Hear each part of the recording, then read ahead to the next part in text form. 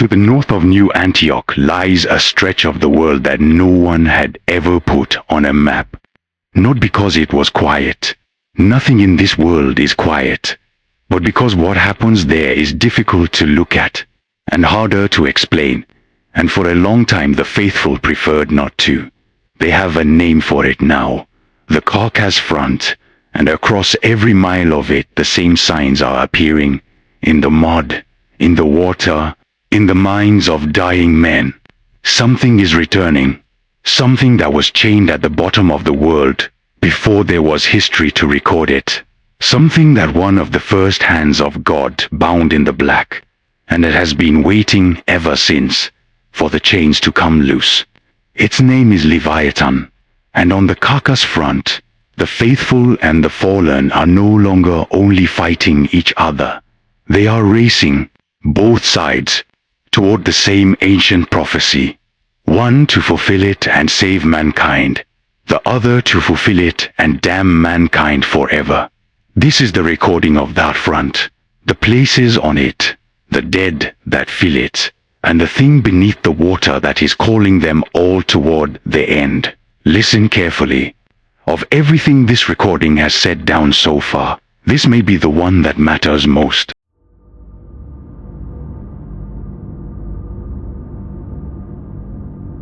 It began with the dead, because on the Carcass Front the dead are the whole problem. There is a building north of New Antioch so large it is hard to describe as a building at all. It is the size of a cathedral, and larger, and it has one purpose. It processes corpses. It is called the Domus Demetrius.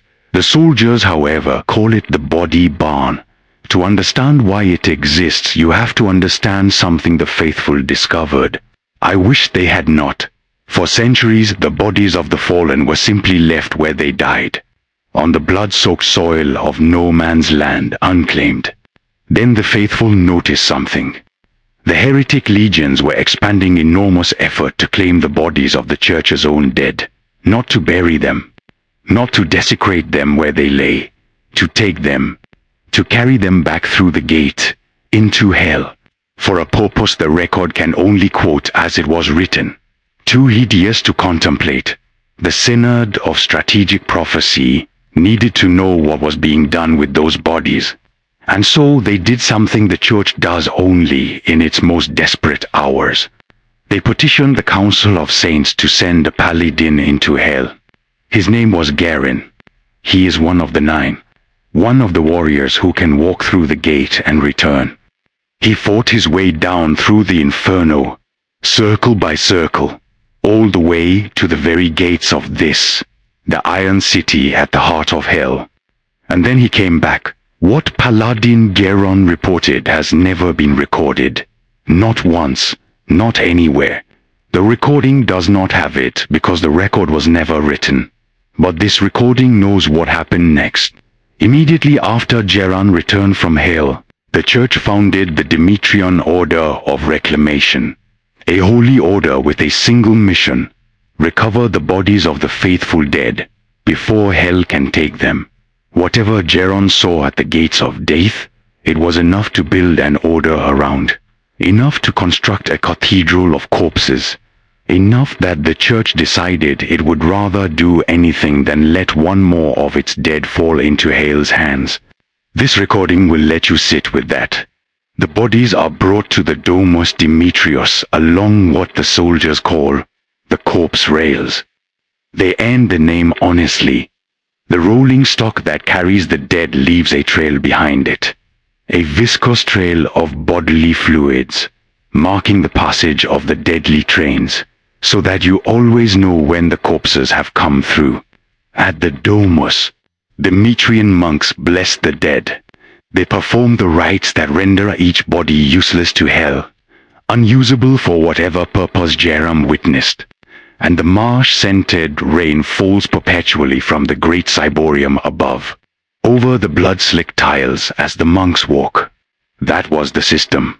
For a long time it held. It does not hold anymore.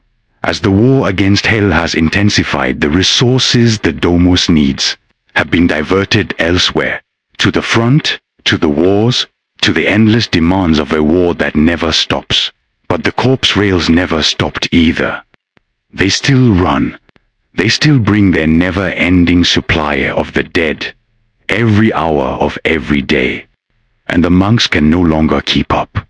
So the corpses have begun to pile, and pile, until they are no longer piles but mountains. Mountains of the dead, hundreds of yards high, growing inside the cathedral, the largest of them now pressed against the roof itself, hundreds of yards above the blood-slick floor. A building the size of a cathedral, filling to the ceiling with the dead faster than holy men can bless them. And there's a rumor the monks refuse to discuss. They say something has gotten into the corpse mountains. They say voracious packs of carrion feeders have found their way up through the forgotten undercrofts of the ancient ruins the Tuomas was built upon, tunneling up into the heart of the mountains of the dead, devouring the fallen from within. The Demetrian monks vehemently deny it. They point to the immovable iron doors that seal the catacombs below, doors marked with archaic sigils of the Sultanate, and they insist the doors have never been opened. This recording only notes that the monks feel the need to insist, and that the doors were sealed for a reason.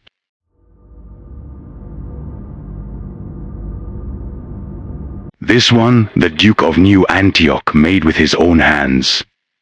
Some time ago, a heretic armored column advanced on New Antioch. Not a raid nor a probe, but a full armored assault, heavy tanks grinding across the flatlands toward the home of all our hopes. And this recording will be plain about the situation the faithful faced. Nothing could stop it. The air fleets of the faithful were still young then, still being built, but they threw everything they had at the column, pounding it day and night from the air. Their losses were crippling, but the damage they inflicted was minimal, so the tanks kept coming. And every hour, they drew closer to a city that could not survive them. So the Duke of New Antioch conceived a plan, a last-ditch plan, one that offered the only hope of stopping the invaders, and one that would cost the faithful more than almost any victory in the history of the war. He raised a great call to arms. He promised that any soul who marched out to save New Antioch would have all their sins forgiven. Everyone. A clean soul, guaranteed, in exchange for standing against the armored column. And they came. Within a day, a numberless host of pilgrims marched out from New Antioch, beneath 1,000 reliquary banners, chanting the Duke's name. They met the heretic armor just north of the Iron Bridge, and they could not win. This recording will not pretend otherwise, because the sources do not pretend otherwise. Pilgrims on foot, armed with faith and whatever they could carry, against a column of heavy tanks? It was hopeless folly to imagine any other outcome. They were never going to prevail. But the Duke had not sent them there to prevail. As the armed assault ground to a halt, slowed by the sheer mass of pilgrim bodies choking its advance, the engineers of New Antioch acted. Upstream, at the Patricius Dam on the Lake of Antioch, they destroyed the dam. Millions of gallons of water cascaded down onto the flatlands, and it took everyone, both pilgrim and heretic, drowned in the flood, or dragged down into the sucking nightmare of mud the plains instantly became. The faithful host the Duke had promised absolution. The heretic army he needed to stop. All of it together, going under the water and into the mud. The tanks could not escape the quagmire, and in the wake of the flood, the sky darkened again. The air fleets of the faithful, rebuilt and rearmed, returned, and they bombed the trapped and drowning armor into oblivion. When it was over, what was left had a shape no one could bear to clear away. A graveyard of twisted steel and flesh, fire-blackened bodies and skeletal remains fused into the wreckage of the tanks. A landscape out of the nightmares of medieval prophets, stretching across the drowned plain. The steel necropolis. The faithful tried to cleanse it. They wanted the unholy taint gone. They gave up. Live ordnance still detonated among the wrecks without warning. And worse, The hulls of the heretic tanks were etched with blasphemous sigils, and those sigils unleashed curses on anyone who came near. So the effort was abandoned, and the steel necropolis was left exactly as the flood and the fire had made it. It is still there to this very day, a drowned battlefield of cursed metal and bone. And this recording wants you to remember how it was made. The Duke of New Antioch promised a host of the faithful that their sins would be forgiven. He sent them out beneath 1,000 banners, chanting his name, and he did it knowing they would die. He needed their bodies to slow the tanks long enough for the flood to take them. He drowned his own faithful to drown an army. That is who leads the home of all our hopes. That is the arithmetic and brutality of survival on the Carcass Front. And this recording has shown you before what this war asks of ordinary people. Here is what it asks of the man at the top.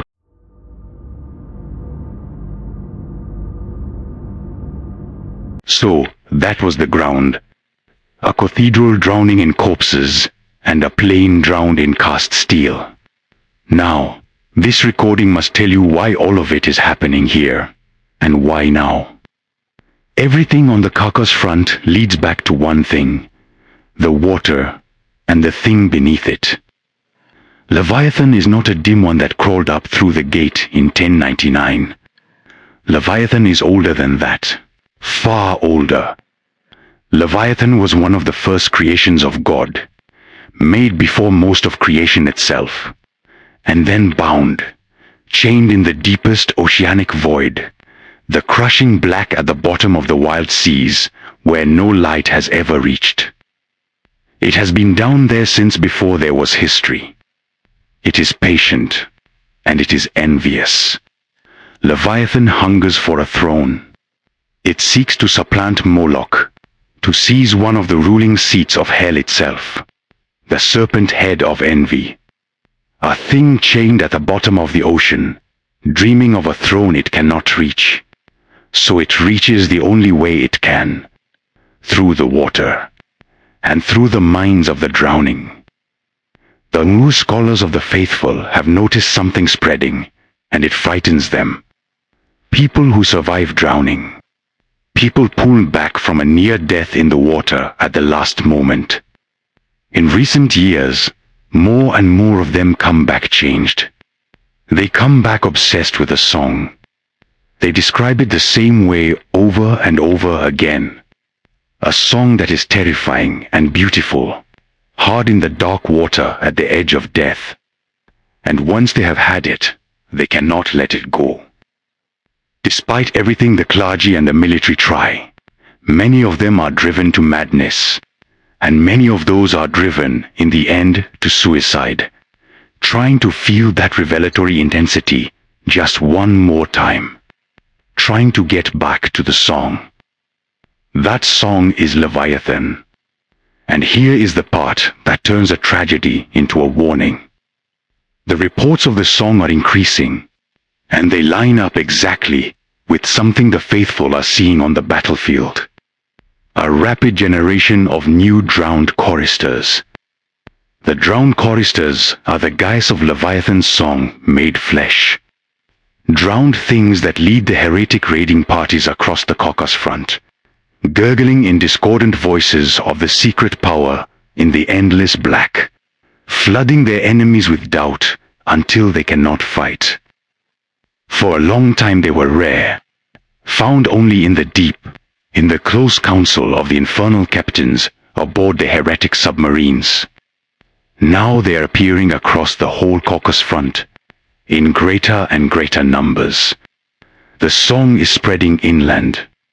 Leviathan is reaching farther than it ever has. And every soul it pulls under, every drowning man who hears the song and lives, is one more sign of the same thing.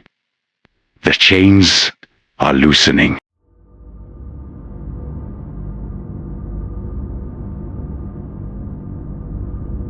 Which brings this recording to why both armies are racing across this drowned ground, and what exactly they are racing toward. Somewhere on the Carcass Front, hidden in this theater of war, are the chains of Leviathan, the physical chains, the bonds that one of the first hands of God set upon the beast before history began. They are here, also in the mud, waters, and the ruins around the front. And so, the prophecy of Leviathan turns on them. The fallen have indeed come to sever those chains. A heretic incursion drives into no man's land with one goal: to find the chains that hold Leviathan in the black, and to break them. To raise the beast, to seat a new lord of envy in hell, and to bring the song fully into the world. That is the raising of Leviathan. That would also, heaven unwilling, be the beginning of mankind's damnation. And the faithful have come to stop them, because the prophecy runs both ways. It can be fulfilled toward salvation or toward damnation, and the difference is decided by who reaches the chains first and what they do when they get there. That is what the Carcass Front is all about. Not just another stretch of trench in an endless war. It is a race for both sides in this war, across a plain of drowned steel and a cathedral of rotting dead, toward the chains of a beast that God bound before the world was old. One side pulling to break them, one side dying to hold them.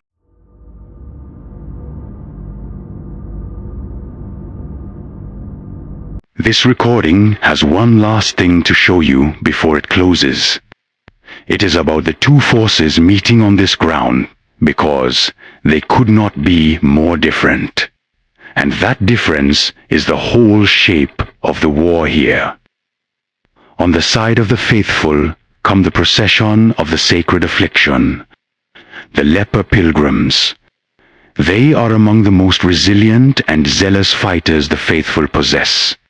Protected by unwavering faith and by blessed icons, each one can shrug off wounds that would kill an ordinary soldier outright, and keep coming. They carry great millstones tied to their backs, and when they reach a heretic, they tie that stone around his neck, and they drown him in the mud and the blood of the drowned plain. In the water, on the front made of water. There is a terrible fitness to it.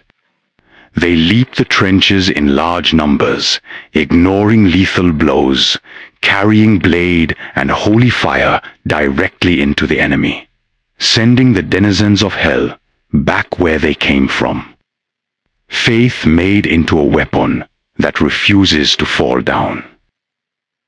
And against them come the heretic naval raiders. Where the pilgrims are many and ragged and unkillable, the raiders are few, elite, and terrifyingly precise. They are a murderous naval force, fast, ruthless, built around mobility and infiltration. They slip into advantageous positions, lure their prey into a killing ground, and then they end it in a hail of gunfire and rusted, wicked blades. They are led by heretic captains, beholden to demonic patrons who grant them terrible power in exchange for their service. And they are accompanied by the drowned choristers, Leviathan's own voice carried onto the battlefield, flooding the faithful with doubt while the blades do their work. The unkillable and the merciless, the many and the few, meeting on a drowned plain over the chains of a sleeping god. That is the Carcass Front.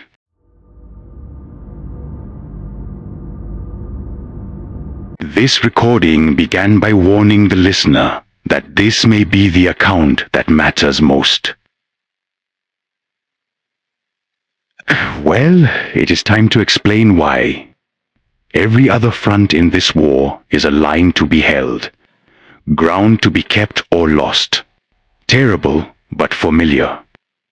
The same war the faithful have fought for 800 years, The Carcass Front is different.